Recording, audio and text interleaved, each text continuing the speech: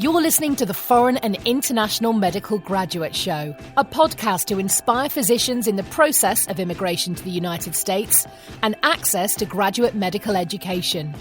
We create meaningful and helpful content that motivates medical students and doctors throughout the world, with the goal of creating a community that supports itself and gives feedback to each other, that stays updated with the most recent tips and advice on how to make it in America and become a successful resident or fellow in the speciality of your dreams. Dr. Alonso Osorio is board certified and residency trained in both emergency and family medicine and will be bringing you 20 years of his personal experiences, struggles, and motivation.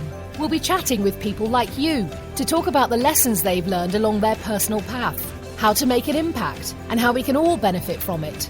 Also, we'll analyse the current resources available and how to benefit from them. Thanks for joining us. Please enjoy the show.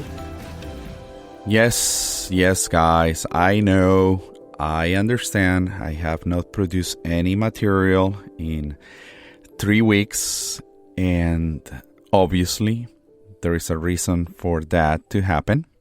I started my new job, and as you all know, starting a new job comes with different specific circumstances. I have a new boss, I have a new hospital system, I have new nurses, new colleagues, new dynamics, new interactions with different advanced practice providers, or what they call, or used to be called, mid-level providers. We call them APPs or APCs, Advanced Practice Clinicians. And for those that doesn't know what that is nurse practitioners, advanced registered nurse practitioner, or practicing advanced registered nurse, many names that they call themselves, or the physician assistants that they work closely with us in the United States. And we can talk about more later on about that. So getting to know the flow, getting to know the new electronic medical record. As you guys know, here in the United States, we are using EMRs, and they are proprietary in brands, and specifically I'm working with one called Cerner, which is a little bit different than the one that I was working with, and has a new different dictation system. And the dictation system has to learn my voice and has to learn my accent. So I have to train this little thing called M-Modal that is different to what I would be using called the Dragon. So you get into the microphone and you train your voice. You choose an environment that is not quiet, believe it or not. So it has to learn how to identify your voice from the background noise. And is cloud-based. And pretty much you have to choose what specialty you work on. So I say emergency medicine type of accent. You put Latino and Hispanic from Colombia. It's kind of crazy, but you have to choose it because he has to learn the way you speak, your accent, how you enunciate words and pronounce them. And sometimes he has some crazy mistakes in the EMR that you need to be really careful and proofread what you have just dictated. In general, it's been the EMR, getting acquainted with the nurses, with the flow, with the consultants. Believe it or not, in every hospital, everything works in a very different fashion. There is always one king or queen, a different surgeon that likes to do things differently. You have certain available services or not. So that all changes the way you practice medicine. And despite the fact that the patients don't change, the way you relate to people is remarkably different, and the way they relate to you. As an emergency physician, I work really closely with many consultants, the cardiologist, the neurologist, the internist, hospitalist, the pediatricians, the gynecologists, the obstetricians, and that all takes time. It takes time for them to learn your ways, to rely on you, to trust you, to see how you sell the patients, the admissions, and in general, nurses have to also get used to your practice style, your practice pattern, and all the things that you have learned over the years of training and medical development that you have done in your career and in your life. Well, that's a little introduction, what I call the excuse. It's not really an excuse. I've been really busy. I have traveled to Texas to visit my business. I have an scribing business, if you are well aware. It's called Go Scribes, GOSCRIBES. And Go Scribes is a medical scribing system that we offer primary care physicians and specialties the possibility to make this real-time documentation remarkably easy for you guys. So feel free to welcome and visit my website at www.ghostscribes.com, and there you can see the services we got to offer. Well, let's move forward. And today is a solo episode with no guests. I'm going to walk into what I call the Experiential podcast series. And this podcast series is going to be based on my personal experience and the little nuances of what it's like to immigrate into the United States. And why I'm doing this. Okay, you guys have submitted all your paperwork for the applications, and all the documentations are already in the cloud at the ECFMG eras. You're anxiously waiting to see what happened. What was done is done. You have submitted, click. Everything went into the cloud. You submitted your LORs. You filled that profile and your resume. You made it look amazing. I suspect you check for typos or grammar issues. I hope you use a grammar proofreading software like Grammarly. I have no financial commitment with Grammarly, but Grammarly is working well for me, for my typing, for checking my spelling and my grammar. I hope you did that. And the information is out there for the program directors, for the residency program coordinator to download. And I'm just wishing you luck. And I am here also today, during this week, to celebrate us, to celebrate you, the foreign and international medical graduate. Why? The American Medical Association recognizes the week of October 19th through the 23rd, the Img Recognition Week. And I'm a proud member of the American Medical Association. And one of our leaders is Ricardo Correa. He has been one of our guests, and he's extremely active advocating for us, international medical graduates, making sure that the Trump government treats us fairly. And specifically right now, we're really fighting and advocating for visa issues. And we don't only want to make sure that we can immigrate on our J1 and H1 visa, but also our companions come in their J2s and H2 visas in the United States. And obviously, we're leaving our countries and coming to the United States to provide services in towns of need and underserved areas. And we cannot be leaving our families behind. So the AMA is really advocating for us and trying to get the voice out there of how important we, foreign medical graduates and international medical graduates, are for the United States healthcare system.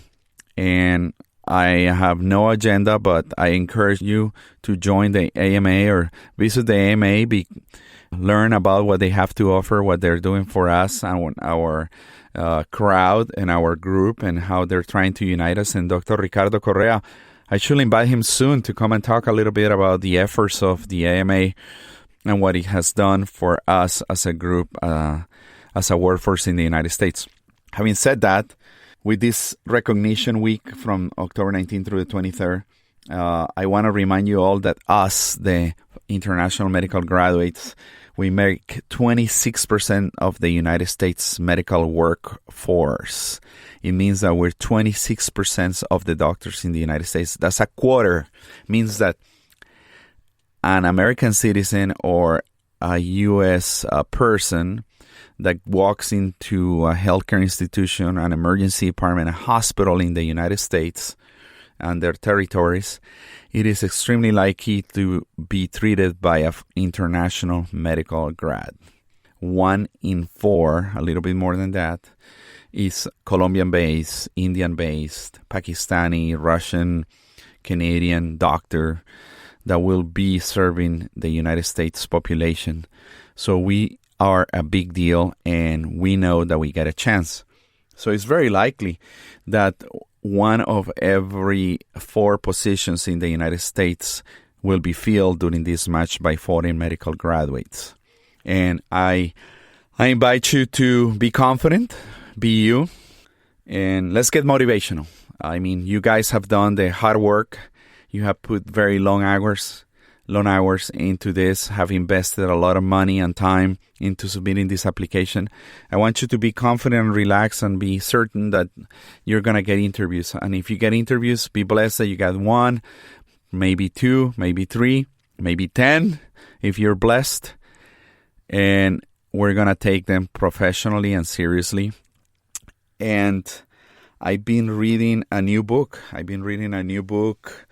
On Amazon Audible. And I've been in this professional, personal path of self-development, not only by learning about medicine, but other things. So this book is called No Fears, No Excuses.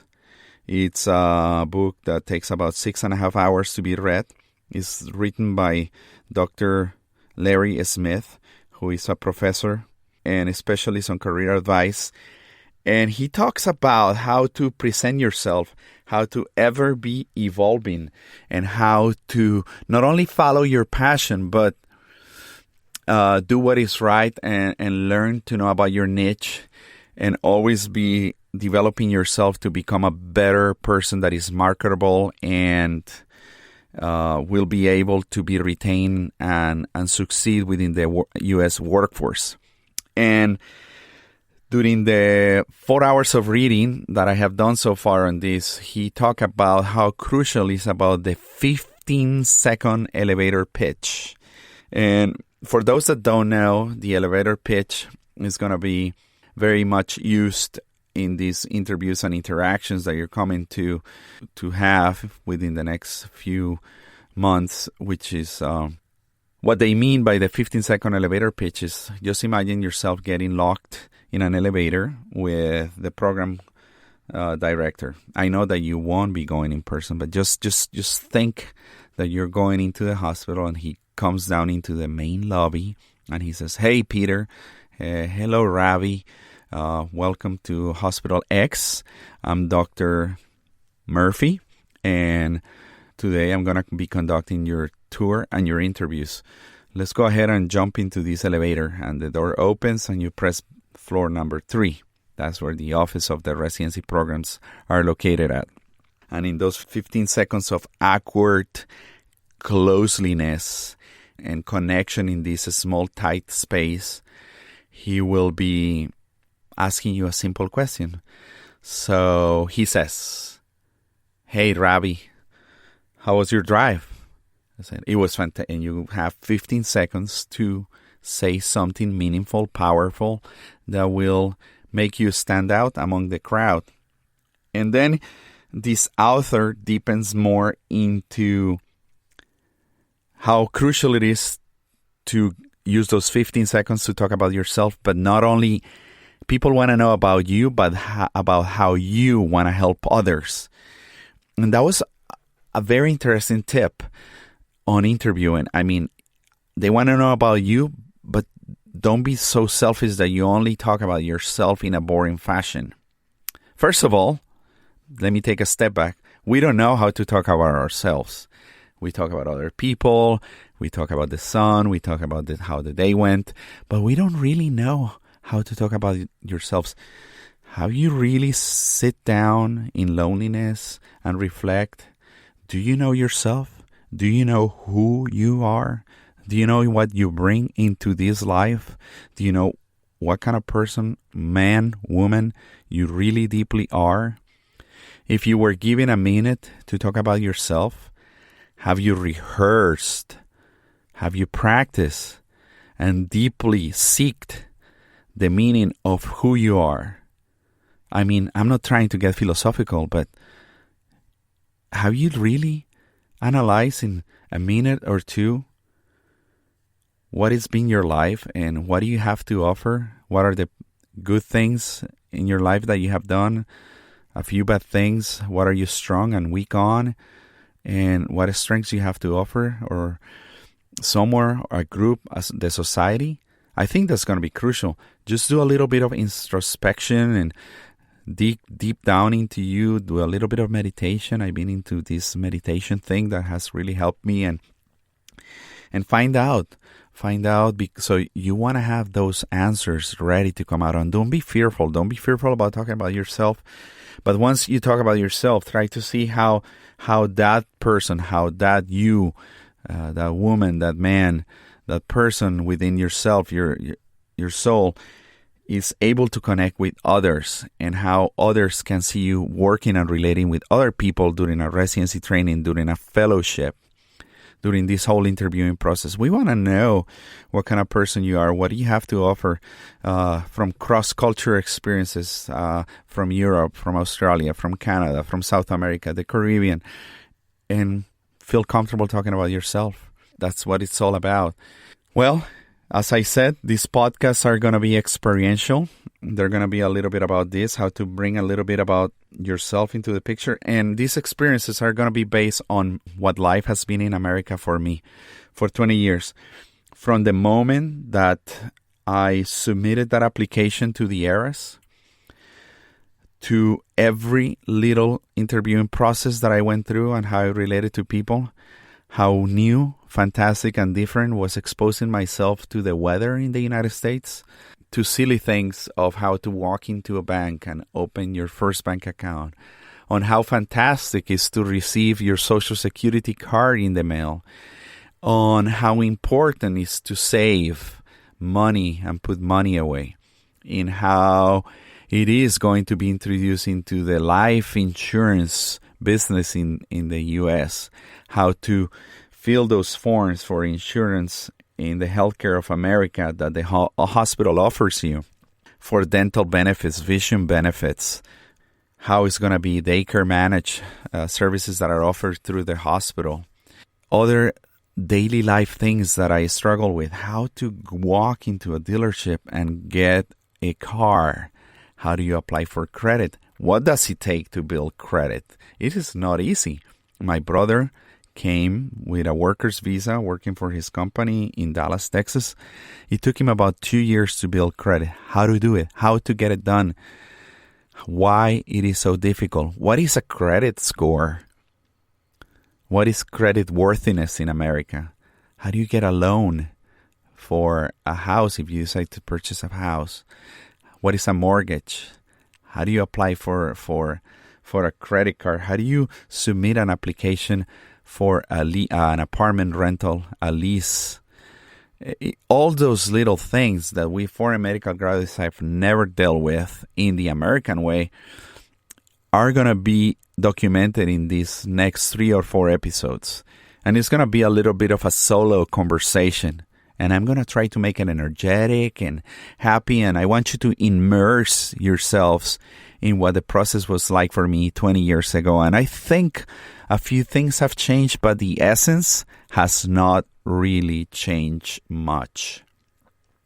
And as we move closer to episode number 50 that we're about to celebrate, I mean, it's not easy to put content and dedicate time of your personal life to do this. But the feedback has been impressive. I'm extremely thrilled. I'm extremely happy. And that's what I want to do through my personal experiences, make life easier for you. So you make it in America, you rent a house, you buy a car. How do you groom yourself? How do you carry yourself professional?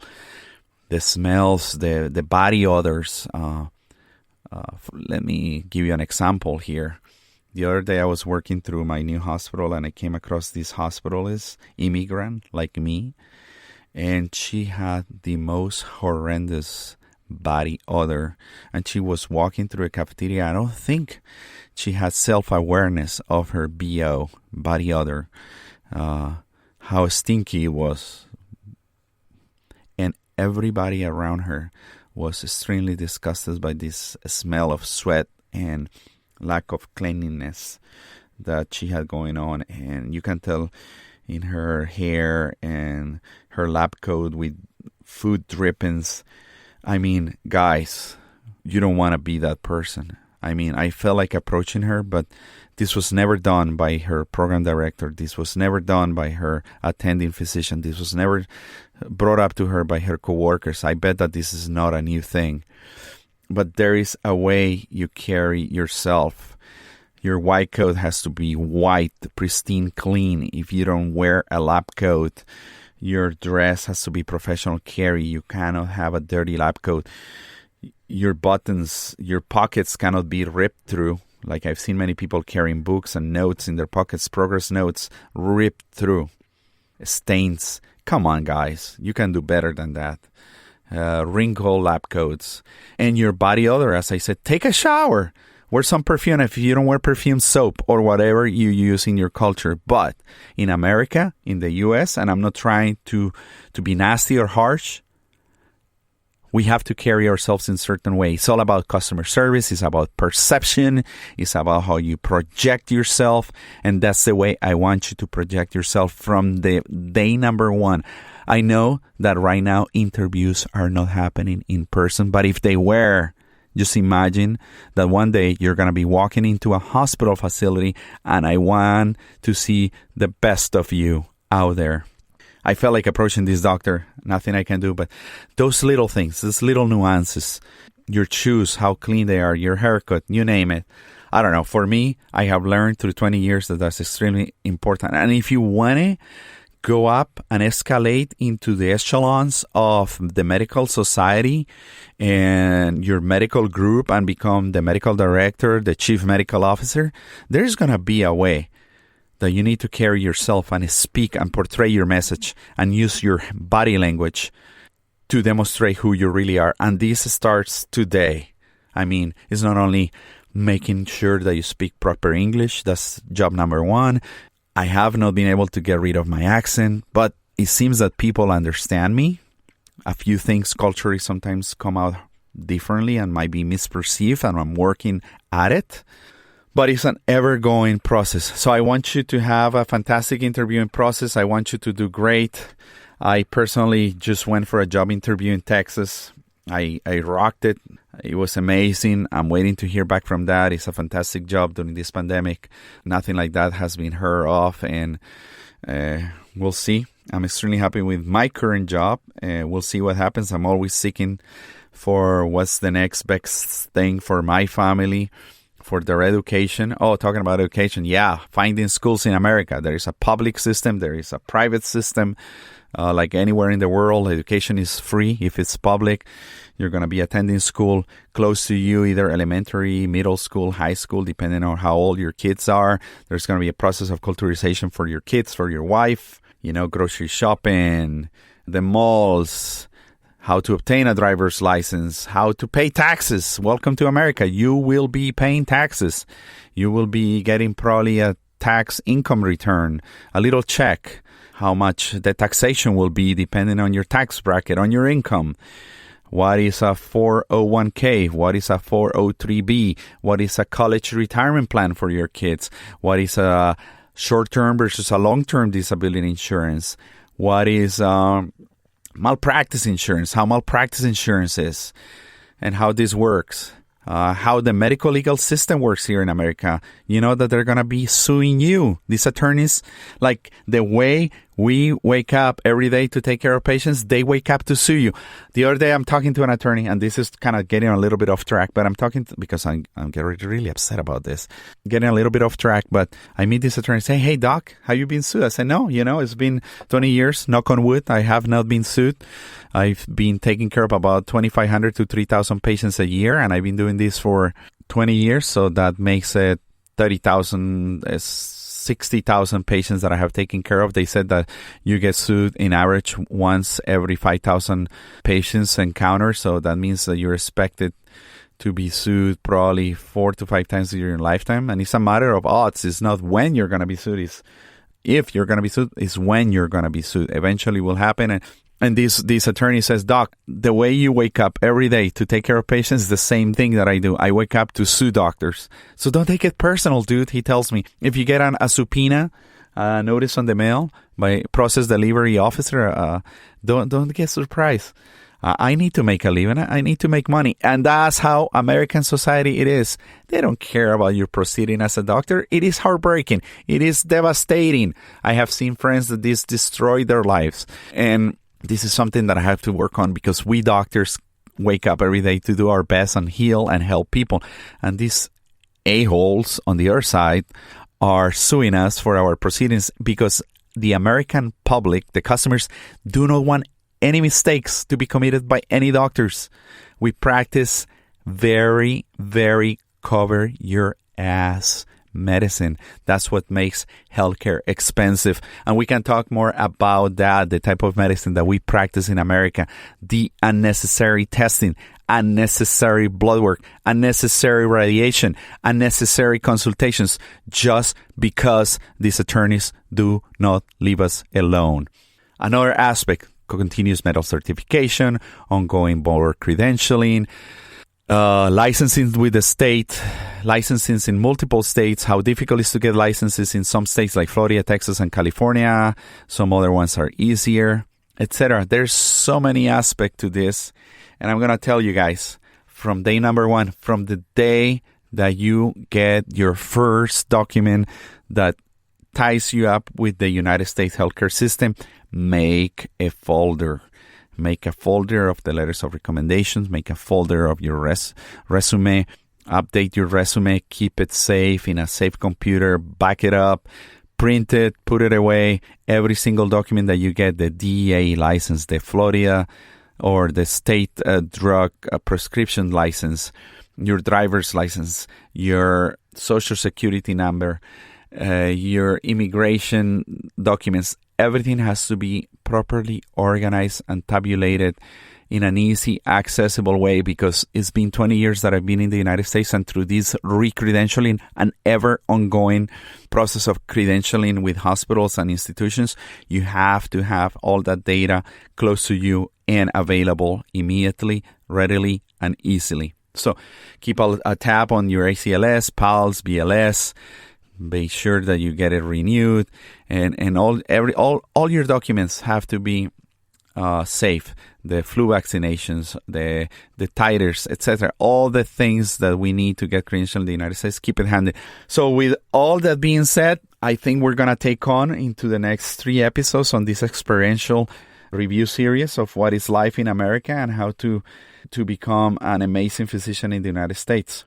Remember, again, October 19th through the 23rd is the Img Recognition Week by the American Medical Association, because we do represent 26% of the United States workforce, and we provide a very large proportion of care to rural and underserved areas. We are essential, and 23.1% of the IMGs practice in underserved areas, more than any other physician in the United States.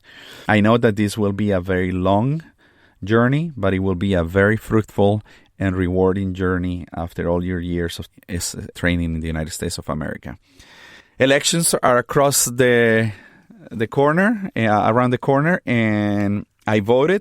It's a secret vote, but it's a vote that doesn't give me many choices. This country is very controversial, and politics and racism and abortion or not, and all this nonsense that they talk about are crucial, and I respect them.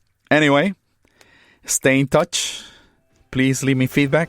I'm going to try to finish this series before the end of the month. I hope you like it. If you don't, leave me feedback. And yes, guys, I'm here for you. Again, thanks for listening. And please share, because remember, sharing is caring. And I say goodbye for now. Thanks.